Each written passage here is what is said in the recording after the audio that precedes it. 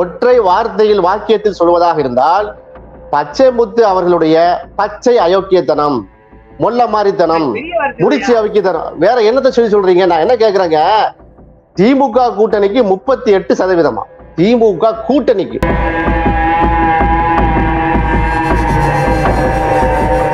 அந்த நேற்று நெறியாளர்கிட்ட கேட்கிறாங்க, புதிய தலைமை நெறியாளர்கிட்ட கேட்கிறாங்க, 17% என்று போட்டிருக்கிறீங்களா பிஜேபிக்கு, இது கூட்டணியா, பிஜேபியுடைய கூட்டணியா அல்லது பிஜேபிக்கு மட்டுமா கேட்கிறாங்க. இல்ல பிஜேபிக்கு மட்டும்தானா, தனித்து 17%. அது எப்படி தனித்து 17% வரும்? 2.5% வாக்கு வங்கி உள்ள ஒரு கட்சி வந்து ஒரு 3 வருடத்துல எப்படி ஒரு 15% ஜம்ப் ஆகுனாங்க?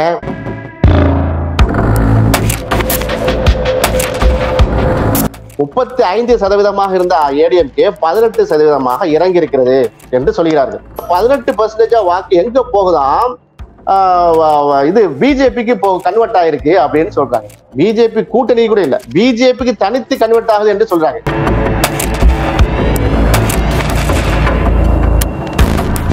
அதாவது பாஜக எப்படி வெற்றி பெறுகிறது தேர்தலில் அப்படின்னு ஒரு புத்தகம் இருக்குது. வாக்கு எந்திர சூழ்ச்சி மக்களாட்சியின் வீச்சு, ஐயநாதன் ஐயா எழுதின புத்தகம்.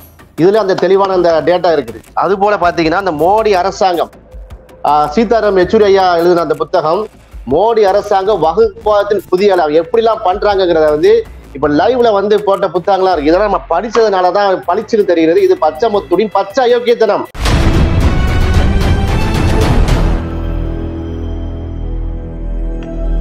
அறக்கழகம் பார்வையாளருக்கு வணக்கம்.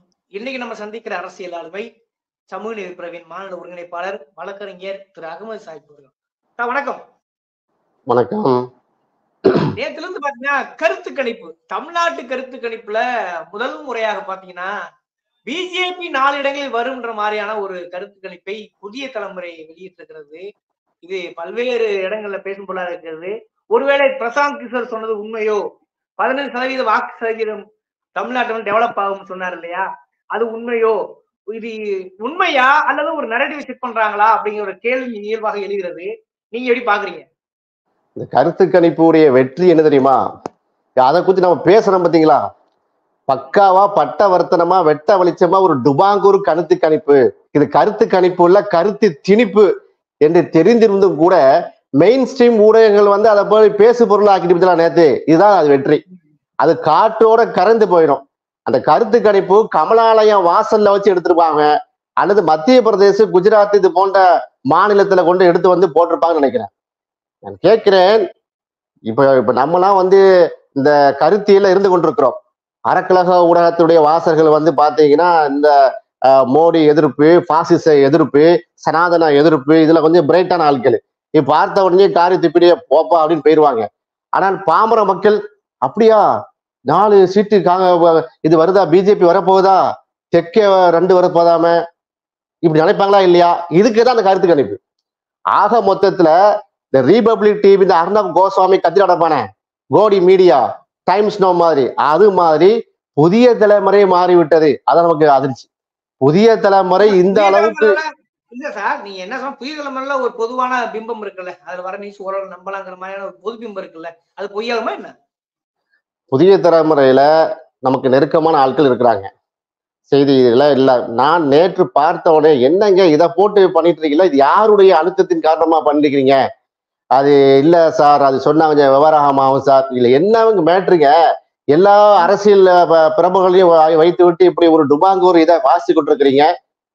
அதாவது அந்த அதிமுகவை விட அதிமுக ஏடிஎம்கேக்கு 17% ஓட் ஷேரிங், பிஜேபிக்கு 18%. இப்படி வெளியிடுறீங்களங்க, நியாயமான்னு கேட்கும் போது இல்ல எங்களுக்கு பிரஷருங்கிறாங்க. என்ன பிரஷரு? பச்சையா சொல்ற, பச்சைமுத்துடைய பிரஷரு. பச்சைமுத்துக்கு வந்து ஆமாங்க, இது வந்து புதிய தலைமுறை கிடையாது. இந்த புதிய தலைமுறைன்ற ஒரு புரட்சிகரமான ஒரு சொல்லாடை வைத்துக்கிட்டு பழைய தலைமுறையா மாத்தி கொண்டிருக்கிறாங்க. ஒரு வேந்தர் தீவியாக தான் இது போய்விட்டது. பச்சைமுத்துக்கு அவருக்கு வந்து உண்மையிலேயே ஒரு அழுத்தம் இருக்கு. அவருக்கு பிசினஸ் ரீதியா சில விஷயங்கள் பண்ண வேண்டியிருக்கிறது. ஒன்றிய அரசுடைய சப்போர்ட் அவருக்கு தேவை.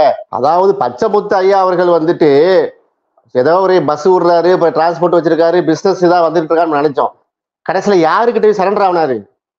பாஜக தானே சங்கமம் ஆனாரு. தேசிய நீரோட்டத்துல வந்து கலந்துக்கிட்டாரு. அதுல பிடிச்ச சனியன் தான் இது. அன்றில இருந்து பாத்தீங்கன்னா புதிய தலைமுறையுடைய செய்தியே வித்தியாசமா போயிட்டு இருந்துச்சு. இப்ப பட்ட வருத்தமா என்ன வெளியே வந்து பூனைக்குட்டி வெளியே வந்ததுங்கிற மாதிரி இந்த கருத்து திணிப்பை வந்து வெளியிட்டிருக்காரு. இது முழுக்க முழுக்க பச்சைமுத்து அவருடைய தூண்டுதல் தான். அவருக்கு சில விஷயங்கள் தேவைப்படுது. பிஜேபியில சேர்ந்தாரு.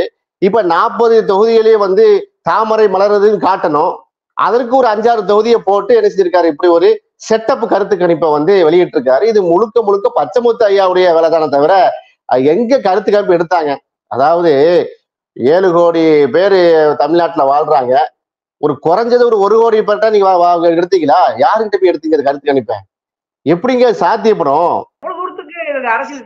அரசியல் சாயம் பூச வேண்டிய அவசியம் எங்க இருந்து வரும் கேக்குறேன். இல்லைங்க, அரசியல் சாயம் பூசவில்லை.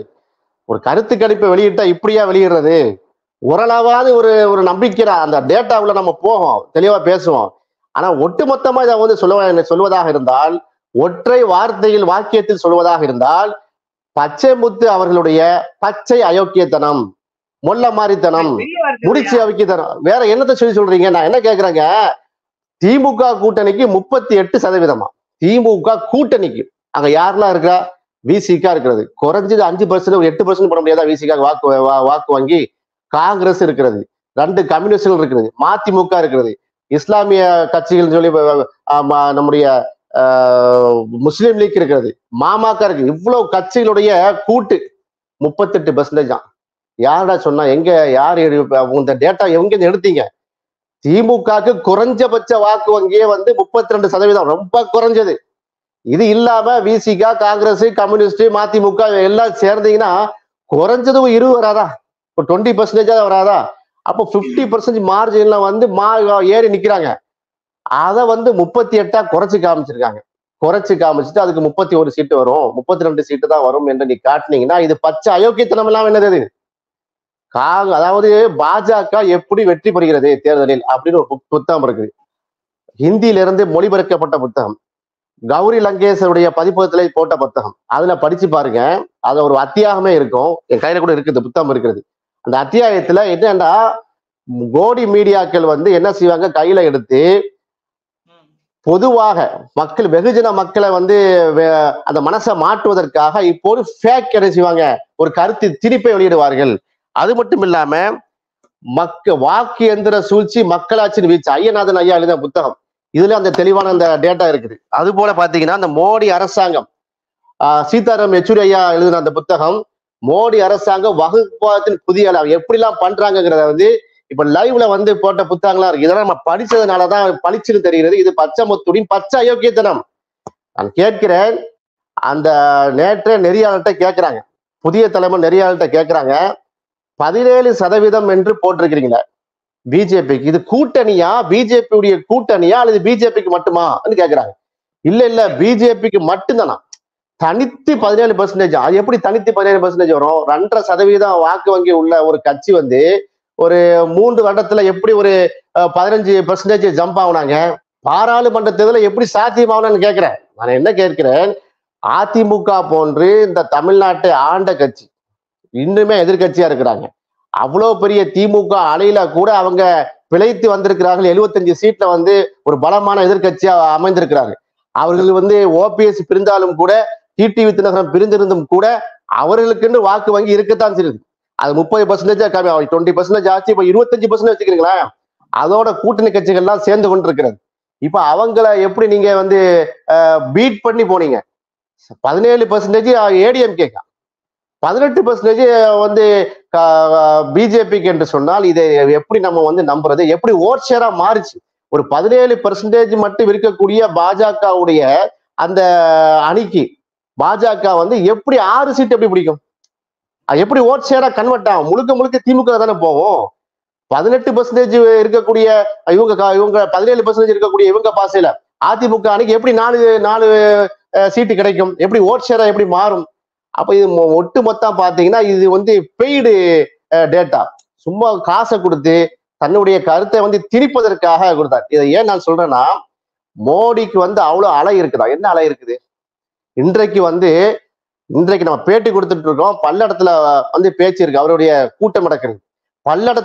பல்லடத்தை திருப்பூர் பல்லடத்தை சுற்றி இருக்கக்கூடிய அனைத்து ஊர்களையும் ஏதோ 144 போட்ட மாதிரி போலீஸ் இறக்கிருக்காங்களா இல்லையா? தமிழ்நாடு கவர்மெண்ட் 5000 போலீஸை கொண்டு வாங்க, நீங்க கோ பேக் மோடின்னு யாரும் சொல்லிடுவீங்களா? திமுக கூட்டணி வந்து அவருக்கு எதிராக நீங்க வந்து எதுவும் வச்சிருக்கலாம்னு எவ்வளவு ஐஎஸ் போட்டு நீங்க வந்து சல்லடையா வந்து அறிக்கிறீங்க. அவ்வளவு விடுங்க. எங்க மாவட்டத்துக்கு நாளைக்கு வர, தூத்துக்குடி மாவட்டத்துக்கு நாளைக்கு வந்து மோடி வருகிறார். நேற்றிலிருந்தே அலப்பறையாக இருக்கிறது. கடல்ல யாரும் மீன் பிடிக்க போகக்கூடாது, மீனவர்கள் எல்லாம் கொந்தளித்துக் கொண்டிருக்கிறார்கள். அதே மாதிரி கனரக வாகனங்கள் தூத்துக்குடி ரோட்ல போக முடியாது. திருநெல்வேலிக்கு பாளையங்கோட்டைக்கு நாளைக்கு செல்றாராம். பாளையங்கோட்டை ஃபுல்லா இவ்வளவு ஏன் பயம்? கோ பேக் மோடி என்று சொல்லிடக்கூடாது. மோடி எதிர்ப்பு அதிகமாக இருக்கிறது. அவங்க ரிப்போர்ட்டை எழுதுறாங்களா இல்லையா? தூத்துக்குடிக்கு செல்லாதீங்க, திருநெல்வேலிக்கு செல்றாங்க. அதை மீறி வர்றாரு. இஸ்ரோவுடைய அந்த குலசேகரப்பட்டினத்துல வந்து ஒரு லான்ச்சிங் பேட் இருக்கு, அதை இயக்குவதற்காக வர்றாரு. என்ன சொல்றாங்க? நீங்க போகாதீங்க. எதுக்கு போகாதீங்க? அங்க வந்து பேரிடர் வந்து என்ன செஞ்சிருக்கான், பிரச்சனையா இருக்கு, ரோடு எல்லாம் பிரச்சனையா இருக்குது. பேரிடர் வந்துருச்சுல, ரோடு பிரச்சனையா இருக்குல்ல. அவங்க ஒரு ரிப்போர்ட்டை சொல்லுகிறேன். ஒன்றிய அரசுக்கு இங்கேருந்து கொடுத்த ஐஎஸ் ரிப்போர்ட் வெளியா இருக்கு பாருங்க, பத்திரிகையில வெளியா இருக்கு. அதை படிச்சுதான் நான் சொல்றேன். அப்போ வந்து பேரிடராக அறிவிக்க முடியாதுன்னு சொன்னாங்கல்ல தூத்துக்குடியில மிகப்பெரிய வெள்ளத்தை. நிர்மலா சீதாராமன் சொன்னாரு. இத இப்ப மோடியாவது அறிவிப்பாரா? மீனவர்கள் வந்து எவ்வளவு பிரச்சனைக்குள்ளாங்க, ஏதாவது செஞ்சீங்களா மீனவர்களுக்கு? ஒண்ணுமே செய்யலையே. அப்ப மீனவர்கள் கடலுக்கு செல்ல வேண்டாம் 2 நாளுன்னு சொல்றீங்க. கனரக வாகனங்கள் செல்லக்கூடாது. தூத்துக்கு துறைமுகத்துக்கு கனரக வாகனம் செல்லாம எப்படிங்க ஹெலிகாப்டர்லயே கூட இறக்க முடியும்? அப்ப இவ்வளவு பிரச்சனைகள் இருக்குது. ஒவ்வொரு கட்சிக்காரங்கிட்ட கேட்கிறாங்க, மோடிக்கு நீங்க எதிர்ப்பு எதுவும் பெய்யறீங்களா? பஸ் மறியல் எதுவும், சாலை மறியல் பண்றீங்களா, போராட்டம் நடத்துறீங்களான்னு கேட்கிற அளவுக்கு இருக்கு. எங்க 18% வரும்? 18% இருக்கக்கூடிய ஒரு அணிக்கையா இவ்வளவு பதட்டப்படுறீங்க? அப்ப பிரதமர் எத்தனை பிரதமர் வந்திருக்காங்க, இதே பிரதமர் பல தடவை வரலையா? அப்ப இப்ப ஏன் பதட்டம்? போலியா கருத்து கணிப்பு போட்டு நிறைய விஷயம் குண்டக்க மண்டக்க பண்றோம், மக்கள் வந்து பயங்கர எதிர்ப்புல இருக்கிறாங்கன்னு உங்களுக்கு தெரியுதா இல்லையா? அப்ப தெரிந்த நிலையில இப்படி ஒரு கருத்து திணிப்பை வெளியிட்டான்னு சொன்னா இது வந்து பச்சை அயோக்கியத்தனமான கருத்து கணிப்பு தானே இது? இல்ல சார், நீங்க சொல்றீங்க, குற்றம் சாட்டுறீங்க. ஆனா வந்து அங்க எடுத்த விதத்துல தப்பா, கருத்து கணிப்பு எடுத்த டேட்டாவில தப்பா, என்ன தப்புன்னு சொல்ல வரீங்க? அந்த டேட்டால என்ன தப்புன்னு சொல்ல வரீங்க? யாருக்காட்ட சொல்லுங்க முதல்ல. இல்ல, அந்த டேட்டால தப்பு ஒன்று. அந்த டேட்டால இருக்கக்கூடிய எல்லா புள்ளி விவரம் வந்து உண்மைக்கு புறம்பானவை, செட்டப் புள்ளி விவரம், சும்மா ஒரு மேட்ச் பண்ணிருக்கிறாங்க. 2வது, எங்க எடுத்தாங்க? 40 தொகுதி என்று சொன்னால் குறைந்தது 40 தொகுதியை டிவிஷனா பிரிச்சு குறைஞ்சது குறைஞ்ச 40 தொகுதியில ஒரு 1000 பேர்கிட்டயா எடுத்துக்கணும் இல்லையா? ஒரு தொகுதி வந்து பாராளுமன்ற தொகுதி என்பது வந்து 6 சட்டமன்ற தொகுதியை உள்ளாக்கி 6 சட்டமன்ற தொகுதியில குறைஞ்சதும் 200 பேர் தான் எடுக்கணுமா இல்லையா? எப்ப பழுதார பக்கிட்ட யங்ஸ்டர்ஸ் இருக்காங்க, புதிய வாக்காளர் இருக்காங்க, அவங்களுக்கு எல்லாம் என்ன, அவங்களை எத்தனை பேர் சந்திச்சீங்க? பழைய வாக்காளர்களை வந்து 50 வயதுக்கு மேற்பட்ட எந்த ப்ரொபோசல்ல எடுத்தாங்க? அந்த அந்த அடிப்படை சொல்றேன். எடுத்த விதமும் தவறு, அந்த டேட்டாவும் தவறு. எப்படின்னா, இப்போ வந்து 18% 17% ஏடிஎம்கே போட்டிருக்காங்க. எவ்வளவு வாக்குவாதம் 2019 இருந்து 2020 வந்து எவ்வளவு கீழே இறங்கி இருக்குன்னா ஏடிஎம்கேக்கு 18% இறங்கி இருக்குங்கிறாங்க. 35% இருந்த ஏடிஎம்கே 18% இறங்கி இருக்கிறது என்று சொல்கிறார்கள். அப்போ 17% எங்க இருக்கு? 18%. இந்த 18% வாக்கு எங்க போகுதாம்? இது பிஜேபிக்கு கன்வெர்ட் ஆயிருக்கு அப்படின்னு சொல்றாங்க. பிஜேபி கூட்டணி கூட இல்லைங்க, பிஜேபி கூட்டணி கூட இல்ல, பிஜேபிக்கு தனித்து கன்வெர்ட் ஆகுது என்று சொல்றாங்க. எப்படி கன்வெர்ட் ஆயிடுச்சு? எந்த அடிப்படையில வந்து அது கன்வெர்ட் ஆயிடுச்சு? யாரு உங்களுக்கு அதை சொன்னா? ஏன்னா பிஜேபியில இருக்கக்கூடிய இருந்த கட்சிகள், பிஜேபி கூட்டணியில இருந்தவர் தான் வந்து அதிமுக. அந்த பிஜேபியுடைய ஓட்டை வந்து 2% 3% அதிமுக கூட்டணிக்கு விழுந்தது, கடந்த காலத்துல விழுந்ததுன்னு வைங்களேன். இப்போ அதிமுக வந்து பிரிந்து செல்லும் போது அந்த 2.5% வாக்கு மட்டும் தானே பிரியணும். பிஜேபிக்குள்ள 2% வாக்கு மட்டும் தான் பிரியும். அது எப்படி வந்து 18% வாக்கு எப்படி பிரியும்? வாய்ப்பு இல்லையே. ஓபிஎஸ் ஐயாவுக்கு வந்து நீங்க எவ்வளவுதான் முக்குனாலும் ஓபிஎஸ் டிடிவி தினகரன் அவங்களுடைய அணியில வந்து ஒரு 5% தான், அதான் ப்ரூவ்டு. அப்ப 5% 43% இருந்த அதிமுக இருந்து ஒரு 5 கழிச்சிட்டீங்கன்னா 37% அதிமுக வரணும். 37% வந்தாதான் அதிமுக பிளஸ் கூட்டணி இருக்குன்னு வைங்களேன். அப்ப 37% அதிமுக எப்படி வரும் என்று சொன்னால் திமுக வர்சஸ் அதிமுக என்றுதான் வரணும். அப்படிதான் வரும். ஏன்னா இன்னுமே வந்து அதிமுக ரெட்டை இலை என்று சொல்லும் போது அங்க எடப்பாடியா ஓபிஎஸ் இபிஎஸ் எல்லாம் பார்க்க மாட்டாங்க, ரெட்டலைக்கு தான் ஓட்டு. அப்ப நீங்க சின்னத்தை முடக்க போறீங்களா? 17% தான் அதிமுக, நீங்க சின்னத்தை எதுவும் முடக்க போறீங்களா? சரி 17% இருக்கக்கூடிய ஒரு அதிமுக எப்படி வந்து 6 சீட்டு வாங்கும்? வாங்க முடியாதுல்ல. ஏன்னா அதோட டபுளா இருக்கு பாருங்க வந்து திமுக. அப்ப அந்த 6%, அதாவது 6 இடம் அல்லது 4/6 இடம் அதிமுகவுக்கு போட்டீங்கன்னா அந்த 4/6 தொகுதி எந்த தொகுதி? அப்ப அந்த தொகுதியில வந்து திமுக கட்டமைப்பே இல்லையா? பூத் ஏஜென்ட்களே இல்லையா? 38% இருக்கக்கூடிய திமுக அதுல 0 வாங்க போகுதா? அப்ப அதே கேள்வி நான் வந்து இவங்களுக்கு கேட்கிறேன், பிஜேபி கேட்கிறேன். 18% பிஜேபி போட்டிருக்கீங்களே, அந்த 18% போட்டு 4/6 ஸ்டே வரப்போகுது, சீட்டு வரப்போகுது சொல்றீங்களா? அந்த 4/6 சீட்டு எது? கன்னியாகுமரியா? கோவையா? அப்ப கன்னியாகுமரி கோவையெல்லாம் வந்து திமுக இல்லையா? அதிமுக இல்லையா? அதை தாண்டி பிஜேபி எப்படி வந்து சீட்டு வாங்கும்? இந்த டேட்டா தப்பு என்று சொல்கிறேன். 17% இருக்கக்கூடிய உங்களுடைய கருத்துப்படியா 17 ஒண்ணும் கிடையாது, 18 ஒண்ணும் கிடையாது. அதிமுக 17 மட்டும் தப்பு, பிஜேபிக்கு 18 கிடையாது, 1.8 இருக்கும். அந்த புள்ளியை அவங்க மாத்தி போட்டிருக்காங்க. 18 இல்ல 1.8 இருக்குமே தவிர நிச்சயமா 18 கிடையாது. இது கமலாலயம் வாசல்ல நின்று எடுத்திருக்கிறாங்க. இது மத்திய பிரதேசத்துல குஜராத்ல டேட்டா எடுத்து இங்க போட்டிருக்கிறாங்க. அதனால இது வந்து பச்சையான கருத்து திணிப்பு தான். அந்த டேட்டாக்குள்ள நிறைய விஷயம் இருக்குங்க. நம்முடைய ராமதாஸ் ஐயா அதை ஒத்துக்கிறாரா? அவங்க கருத்து கணிப்ப 4.5% இருந்த ஓட் ஷேர் வந்து 2.5 ஆயிட்டான். ராமதாஸ் பாட்டாளி மக்கள் கட்சிக்கு வந்து ஒரு 2.5% போட்டிருக்காங்க. அப்ப பாட்டாளி மக்கள் கட்சியுடைய கட்டமைப்பை விட ரொம்ப ஸ்ட்ராங்கான கட்டமைப்பு போல தெரியுது பிஜேபிக்கு. அப்படிதான் போட்டிருக்காங்க. அப்புறம் வந்து பிரேமலதாக்கு வந்து 1க்கு கீழே கொண்டு போயிட்டாங்க. ஏன் இந்த கோவம்னு தெரியல. தேமுதிகக்கு வந்து 1/2% தான் வாக்கு இருக்குன்னு போட்டிருக்கீங்கல்ல, அதெல்லாம் வந்து கரெக்டா நீங்க உட்கார்ந்து வேலை செஞ்சிருக்கீங்கல்ல. நமக்கு பிரேமலதா வந்து குறைச்சு காமிட்டணும், நம்ம கிட்ட விடைச்சுக்கிட்டு இருக்கிறாங்க, நம்ம வலையில வந்து உள்ள மாட்டுக்கிறாங்கன்னு. அப்ப அதையெல்லாம் நீங்க முடிவு பண்ணிருக்கீங்கல்ல. காங்கிரஸுக்கு எத்தனை பெர்சன்டேஜ், பிசிகாக்கு எத்தனை பெர்சன்டேஜ், மதிமுகக்கு எத்தனை சதவீதம் ஓட்டு? அப்ப அதை தனியா சொல்லுங்க பாப்போம். நீங்க பாட்டாளி மக்களுக்கு தனியா சொல்லியிருக்கீங்கல்ல, பிசிகாக்கு எத்தனை சதவீதம் சொல்லுங்க பாப்போம். அப்ப அதை மட்டும் என்ன அந்த திமுக கூட்டணின்னு காமிச்சிருக்கீங்க, அது தனித்தனியா போடுங்க. அதையும் 52% குறையாம வரும். சோ எடுத்த டேட்டாவும் தப்பு, எடுத்த வழிமுறையும் தவறா இருக்கு என்று சொல்றேன். ஓகே, இது வந்து ஒரு சரியான விவாத சூழல். இதுவரை கருத்து கணிப்புல தமிழ்நாட்டில் எப்படி ஒரு ரிசல்ட் வந்ததே கிடையாது, முழுக்க முழுக்க முரணாக இருக்கிறது என்றுதான் நீங்க சொல்றீங்க. அப்படியே மக்கள் பார்க்க சொல்கிறேன். இந்த மாதிரியான ஒரு கருத்துக்கள் சார்ந்த விவாத சூழல் அறக்களத்துக்கு நேரம் ஒதுக்கி இருப்பாரு. நன்றி.